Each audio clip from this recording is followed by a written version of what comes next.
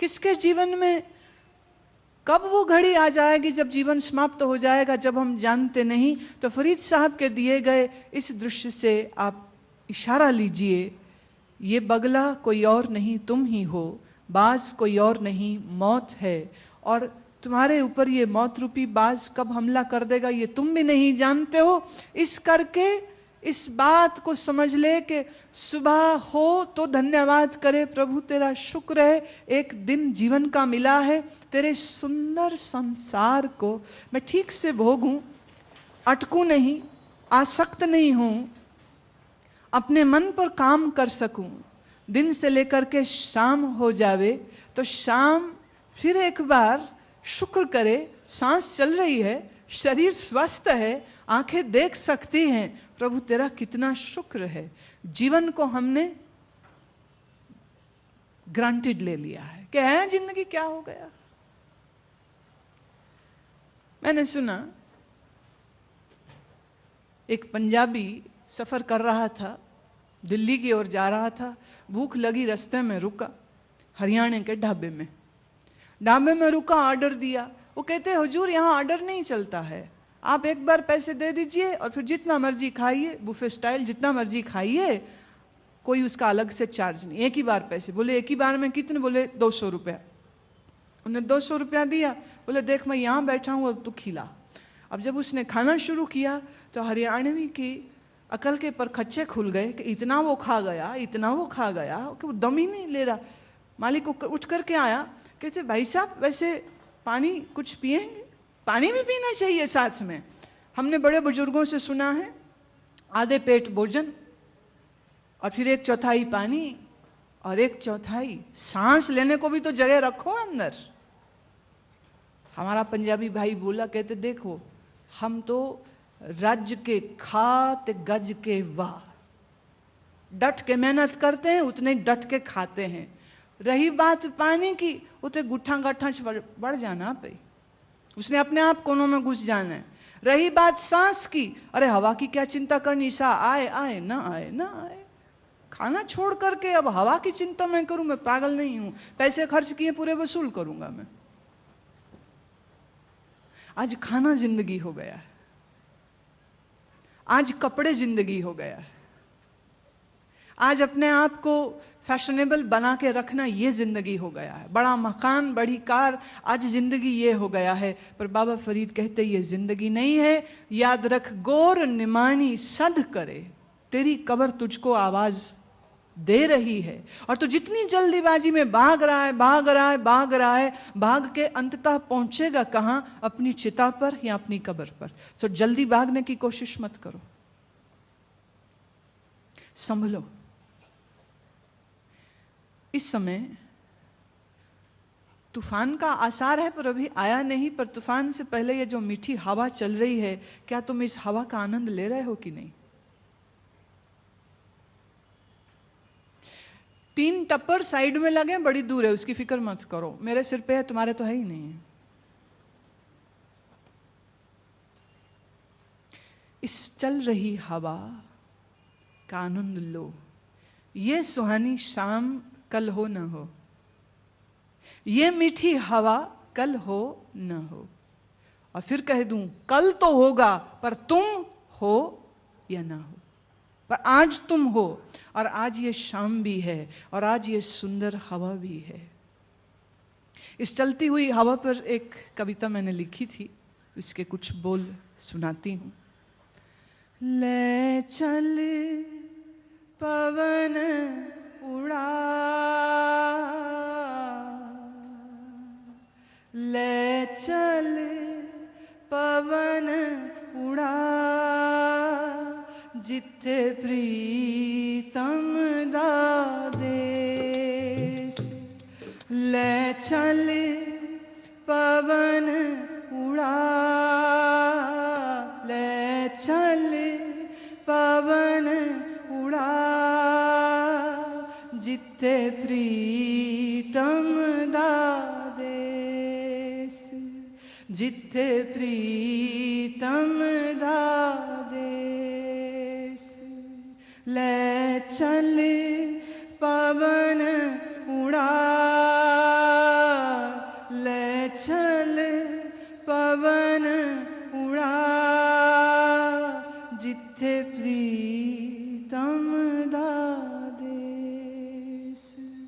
जिते प्रीतम दादेस। हवा जो चल रही है, इस चलती हवा को महसूस करता है प्रेमी और पूछता है हवा से, तू जरूर मेरे प्रीतम के घर तक जा रही है, तू जरूर मेरे रब के घर तक जा रही है, और अगर वहीं जा रही है तो ऐ हवा मुझको भी तू वहीं तक ले चल, क्योंकि मेरे अपने बस में नहीं उस तक सीधे पहुंचना। तू अगर वहीं जा रही है तो मुझे भी संग में ले चल। चलती हुई हवा को प्रेमी देखता है तो भी ईश्वर याद आता है।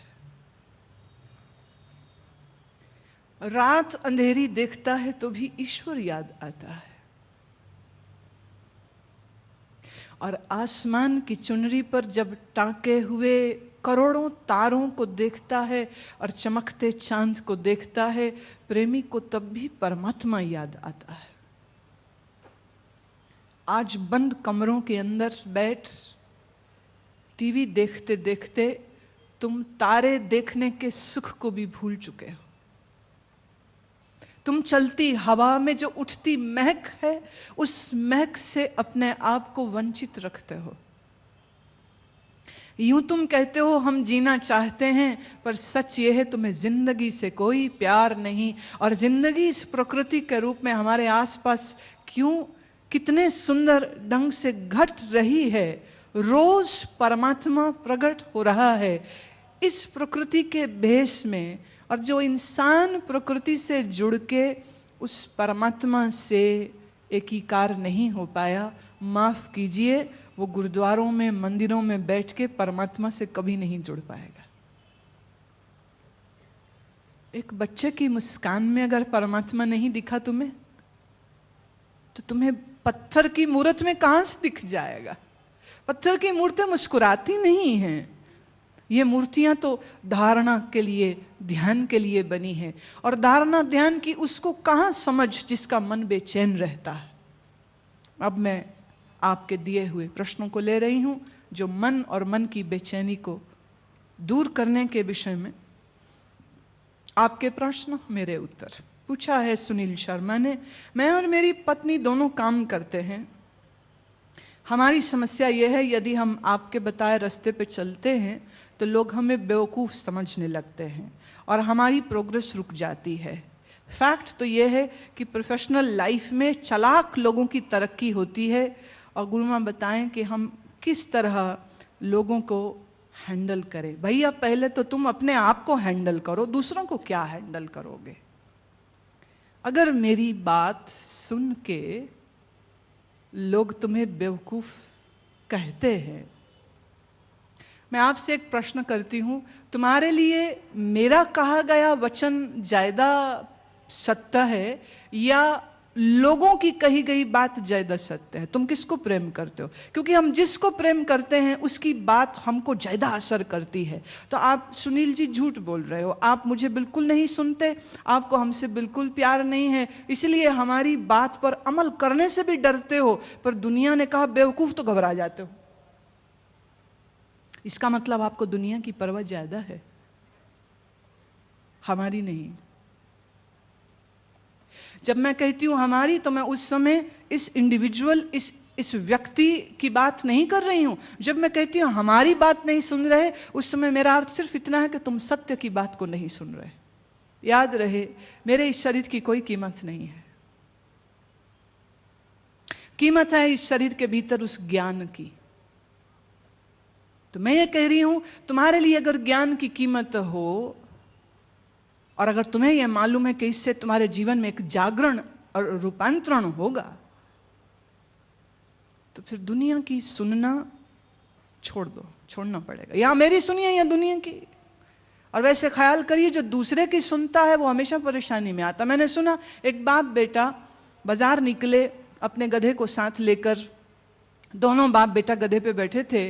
रास्ते में कुछ लोगों ने देखा, कहते कितने पागल है, मारोगे इस जानवर को। दोनों बाप बैठे, उसके ऊपर बैठे, एक तो नीचे उतरो। बेटा नीचे उतर गया, बाप बैठा रहा। फिर किसी ने कहा, कहते हद हो गई, कैसा बेवकूफ है, खुद नीचे उसको ऊपर, अक्ल नहीं करता है, उम्र नहीं देखता है। परेशान हो गए, भाई नहीं ये तो गलत है। बाप नीचे उतर गया, बेटे को बैठा दिया। फिर लोग बोले हद हो गई, कलयुगी संतान, बुढ़ा बाप चल रहा है, बेटा गधे पे बैठा हुआ है, देखो गधे पे गधा जा रहा। फिर घबराए, बोले अब क्या करें। फिर दोनों वापिस बैठ गए गधे के ऊपर, क्योंकि समझ नहीं लगी क्या करें। दोनों को देखा ऊपर बैठे हुए, फिर कोई बोला, कहते बड़े पागल लोग हैं ये, इतना अत्याचार जानवर पे, पुलिस पर रिपोर्ट लिखाओ, अभी इसको गिरफ्तार करवा देते हैं। दिखता नहीं है गधा इतना कमजोर है, उल्टा तुम इसको उठाओ। तो बाप बेटे ने गधे की चारों टांगों में डंडा फंसाया और उल्टा लटकाया और अपने अपने कंधों में उठा करके गधे को ले जा रहे हैं। फिर किसी ने देखा, कितने जालिम लोग हो, ये क्या हालत कर दी गधे की, खोलो इसको। कहते अब जब गधे को खोला, उसकी रस्सियां खुली, डंडा हटाया, कहते गधा भाग गया, ये सोचते हुए कि आदमी कितना गधा है, इसको पक्का ही नहीं कि करे तो क्या करे। ये कभी उतरते, कभी चढ़ते, कभी बैठते, कभी दोनों बैठते, कभी एक बैठता, इनसे तो मैं ही अच्छा हूं, जान बचाऊं। पहले अपने आप को हैंडल कीजिए। बाबा बुल्ले शाह का बड़ा सुंदर एक काव्य है जिसमें वो कहते हैं, मैं किथे गुजारा चट साइया, मेरी करता ही रखे पत साइया, जे मैं बोलना ते आख दे बड़ बोला है, जे मैं चुप रहा ते कहते सप सुंघिया। मैं किथे गुजारा चट साइया, मेरी करता ही रखे पत साइया। मेरी इज्जत तो परमात्मा ही रख सकता है, चुप रहूं तो लोग कहते सांप सूंघ गया, बोलता हूं तो कहते बहुत बकवास करता है, क्या करूं अब मैं। आपके लिए क्या सही है क्या नहीं सही है, ये निर्णय तुम करो।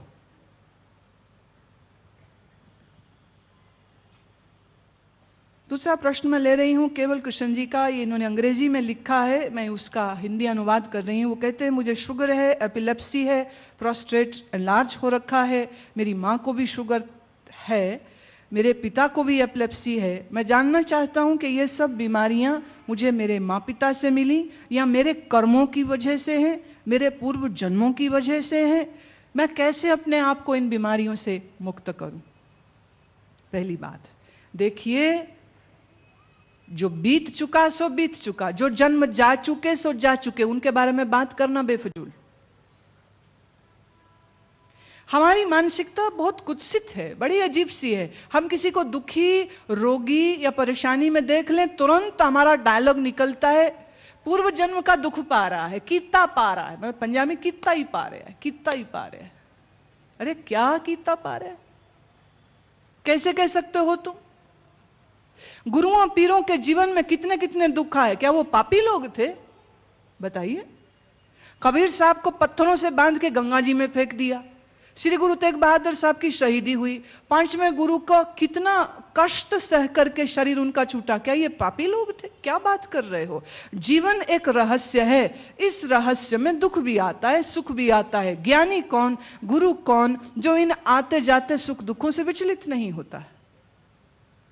जो विचलित हो गया वो तो छींक ज्यादा आ जाए तो भी डॉक्टर के पास भाग जाएगा। डॉक्टर साहब देखिए कोई भयंकर बीमारी हो गई, छींके आ गई 4, शुगर है, एपिलेप्सी है, प्रोस्टेट एनलार्ज है। आपने जितनी बातें कही, माँ पिता को है उसका कुछ असर हो सकता है, पर ऐसा कुछ नहीं जिसको रिवर्स नहीं किया जा सकता। 2 चीजें, अपने मन को स्वस्थ करिए पहले। कैसे करेंगे, मैंने कल भी कहा था, आज फिर कहती हूं, ध्यान। दूसरा, योग के आसन उचित योगाचार्य से सीखें, अपने आहार को ठीक करें, और सबसे बड़ी बात, सुबह 20 मिनट या 10 मिनट गहरा श्वास लेना, गहरा श्वास छोड़ना, और सिर्फ एक संकल्प अंदर करना। हाथ रखो अपनी किडनी पे, नहीं पता किडनी कहाँ है, पेट पे ही रख लो। एक संकल्प कि ये जो श्वास मेरा भीतर जा रहा है मेरे शरीर को स्वस्थ कर रहा है। ऑटो सजेस्शन का पावर, सेल्फ हिप्नोसिस का पावर, 1 पॉजिटिव थॉट, बस सिर्फ एक थॉट, मेरा शरीर स्वस्थ हो रहा है, मेरा शरीर स्वस्थ हो रहा है। मैं एक उदाहरण देती हूँ। मेरे एक मित्र संत ऋषिकेश में हैं, आज भी हैं। कॉलेज में जब वो थे तो उनका एक लंग फेल हो गया। डॉक्टरों ने कहा तू ज़्यादा दिन नहीं जिएगा, 6 महीने, साल, 1.5 साल, इससे ज़्यादा नहीं। बात कोई 25 साल पुरानी है, तो मेडिकल साइंस के पास शायद इसका उपचार नहीं था। ये तुरंत भागे अपने गुरुजी के पास कि गुरुजी अब थोड़ा ही समय रहा तो अब क्या पढ़ाई, क्या करूं करके पढ़ाई, अब तो आपकी चरण शरण में हूं, जितने दिन हूं अब यहीं रहूंगा। गुरुजी ने पाठ पढ़ाना शुरू किया। क्या शरीर तेरा स्वस्थ हो तो भी मरेगा, रोगी हो तो भी मरेगा, जब मरना है तो फिक्र क्या? आपकी उम्र 100 की हो या 1000 साल की हो, अंततः तो खाक होना ही है, जजा होना ही है। जब होंगे तब होंगे। अभी फिलहाल तू जिंदा है, सांस ले रहा है। उसने कहा हमारा सांस ले रहा हूं, तो बोले सांस ही क्यों ले रहा है, प्राणायाम कर लेना साथ में। इसी प्राण में तू मंत्र के विज्ञान को ले आ, मन में धारणा को ले आ, मन में ध्यान को ले आ। गुरु जी के पास रहते रहते, सानिध्य में करते करते कब 6 महीने बीते, साल बीता, 2 बीते, 10 साल बीते, 20 साल बीते, 25 साल बीत गए। एक lung, just 1 lung, no treatment. मैं उदाहरण एक और देना चाहती हूँ। बहुत बहुत बहुत स्वयं ही जो अवधूत थे, श्री कुमार गंधर्व। कुमार गंधर्व की गायकी शास्त्रीय गायन में एक ऐसा मील का पत्थर है जिसके जैसी कोई दूसरी उदाहरण नहीं है। शास्त्रीय गायन करने के लिए लंबा श्वास लेना आना चाहिए। The longer the breath is, the longer your alap will be. जितना लंबा सांस उतना लंबी तुम्हारी तानियां आलाप हो जाएगा। और एक दिन गायन करते करते ही कहते ये अस्वस्थ हो गए। ऐसा लगा कि अब ये दोबारा गा ही नहीं सकेंगे। एक लंग गया, एक फेफड़ा खत्म, एक फेफड़ा बचा, जीवन था। कुमार गंधर्व जी का गाना साधना थी। उन्होंने गाना शुरू किया और गाने का ढंग उन्होंने इस तरह से बदला कि श्वास भले छोटा है लेकिन स्वरों की पकड़ उनकी इतनी गहरी कि एक नया गायकी का ढंग श्री कुमार गंधर्व जी से शुरू हो गया कि आज उनको गाते सुनना, उनके रिकॉर्डेड गाने को सुनना तो रोंग खड़े हो जाते, रोमांच उठता है पूरे शरीर से कि इस आदमी की गायकी में इतना असर। एक फेफड़ा, शुगर हो गई तो क्या, एपिलेप्सी हो गई तो क्या, हमारे पास एक्यूपंक्चर है, एक्यूप्रेशर है, और सबसे बड़ी बात केवल किशन जी आपके पास मन है ना मन। बस इसी मन को हथियार बनाइए। एमन शक्ति, एमन सियो, एमन पंच तत्व को जियो। ये तुम्हारा मन समस्त शक्तियों को अपने अंदर रखता। एक संकल्प, मैं स्वस्थ हूं, मैं स्वस्थ हूं। रात सोने से पहले संकल्प, मैं स्वस्थ हूं, मैं स्वस्थ हूं। साथ ही साथ ध्यान, साथ ही साथ आपकी प्रार्थना चलती रहे, तुम्हारा शरीर ठीक होने लग जाएगा। इतनी सोच नहीं करनी चाहिए। इतना ज्यादा शरीर के साथ अपने आप को जोड़ के मत रखो।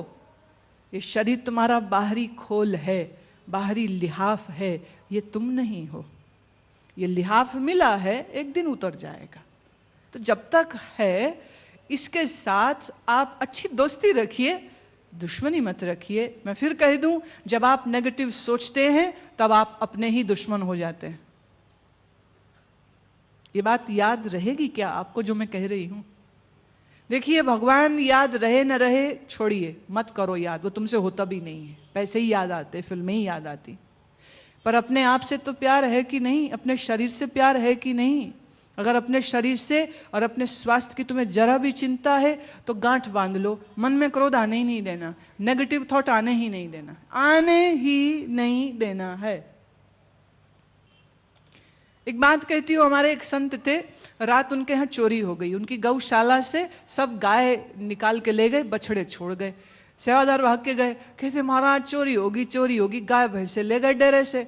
संत कहते बहुत अच्छी बात है, जब गाय भैंसे नहीं है तो न चारा काटो, न खिलाओ, न नहलाओ, न दूध निकालो, स्यापा खत्म।